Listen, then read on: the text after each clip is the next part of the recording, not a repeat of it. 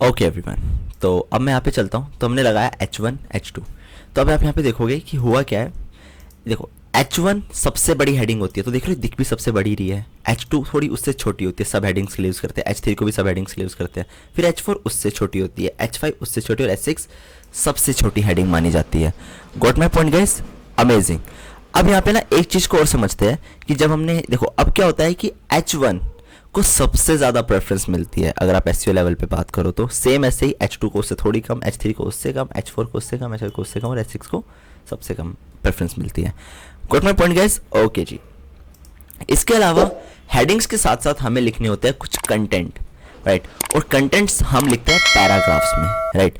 तो पैराग्राफ लिखने के लिए ना हमारे पास टैग होते हैं which is called P tag, right. अब भैया मैं तो कंटेंट राइटर हूँ नहीं, मुझे तो कंटेंट लिखना नहीं आता, तो भैया मैं कंटेंट लाऊँ कहाँ से स्टार्टिंग में? मुझे मतलब उस पर कुछ काम फॉर्मेटिंग वगैरह करनी है आगे चल के। मुझे देखना है कि मेरी मतलब अगर मान लो यहाँ पे कंटेंट सेटअप कर रहा हूँ तो कैसा दिख रहा है, राइट। तो देखो यार, हमारे पास ना कुछ डमी कंटेंट्स हम जनरेट कर सकते हैं। एक वर्ड डिक्शनरी होती है विच इज़ कॉल्ड लॉरेम, ठीक है। वो आपकी बाय डिफॉल्ट इसमें इंसर्टेड ही आती है, कन्फिगर्ड ही आती है, किसके साथ? वीएस कोड के साथ। तो भैया अगर मुझे मान लो वो करना है, मुझे एक रैंडम टेक्स्ट जनरेट करना है, तो बड़े आसानी से कर सकते हो। आपको सिंपली लिखना है लॉरेम और उसके बाद कितने वर्ड्स आपको चाहिए, राइट। जैसे for an example I said कि मुझे 200 वर्ड्स चाहिए, तो यहाँ पे लॉरेम के बाद कई बच्चे पता गलती क्या करते हैं, लॉरेम का जैसे स्पेस लगा देंगे, लिखेंगे 200 और फिर मैं बोलूँगा एंटर करो, कह भैया कुछ हो तो रहा नहीं है। ये गलत होता है। लॉरेम 200 आपने लिखा और उसके बाद देखो यहाँ पे आपको क्या दिख रहा है, फिर से एमिट दिख रहा है ना। आपको इस पर एंटर हिट करना है तो आपका देखो 200 वर्ड्स का पूरा पैराग्राफ आ गया। पर भैया ये तो ऐसे सीधा लाइन में ऐसे चला गया।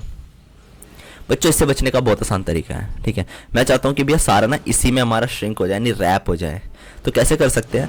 आपको ना सिंपली यहाँ पे जाना है व्यू पर, व्यू का ऑप्शन दिख रहा है, व्यू पे जाके आपको यहाँ पे कर देना है वर्ड रैप। जैसे इस पर क्लिक करोगे सी, हमारा एक ही जगह पे पूरा का पूरा रैप हो गया। ओके, अब मैं एक बार चेक कर लेता हूँ कि हमें क्या मिल रहा है।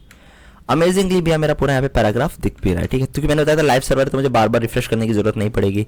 अब ऐसे ही अब कई बच्चे पता है क्या सोचते हैं जो नई नई कोडिंग करते हैं, मैंने भी एक बार करा था, कि मुझे लगता है पी टैग है तो मुझे दूसरा पी लिखना होगा तो P2 टैग लगाना होगा।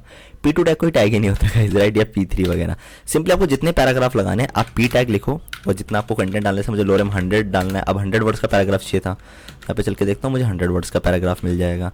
मैं आप मुझे थोड़ा सा कंटेंट और डालना है, मैं यहाँ पे फिर से पैराग्राफ लगा लेता हूँ। मैं लिखता हूँ लॉरेम मुझे 500 वर्ड्स का कैरेक्टर मतलब वो चाहिए पैराग्राफ, तो वो भी मैं कर सकता हूँ। और यहाँ पे चल के मैं चेक करूँगा, यू गाइस कैन सी, ठीक है। तो इजीली ये सारे काम मैं कर सकता हूँ। तो गाइस आज के लेक्चर में हमने बात करी हेडिंग्स के बारे में एंड पैराग्राफ्स के बारे में।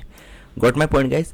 अब जो हमारा अगली क्लास होगी, अगला जो लेक्चर होगा, उसमें हम बात करेंगे फॉर्मेटिंग टैग्स के बारे में। थोड़ा सा वो बड़ा लेक्चर होगा, बड़ा ट्यूटोरियल होगा, बट उसमें आप बहुत सारी चीज़ें सीखेंगे, राइट गाइस। तो मैं मिलता हूँ आपसे अगले लेक्चर में, तब तक के लिए bye bye and have a nice day.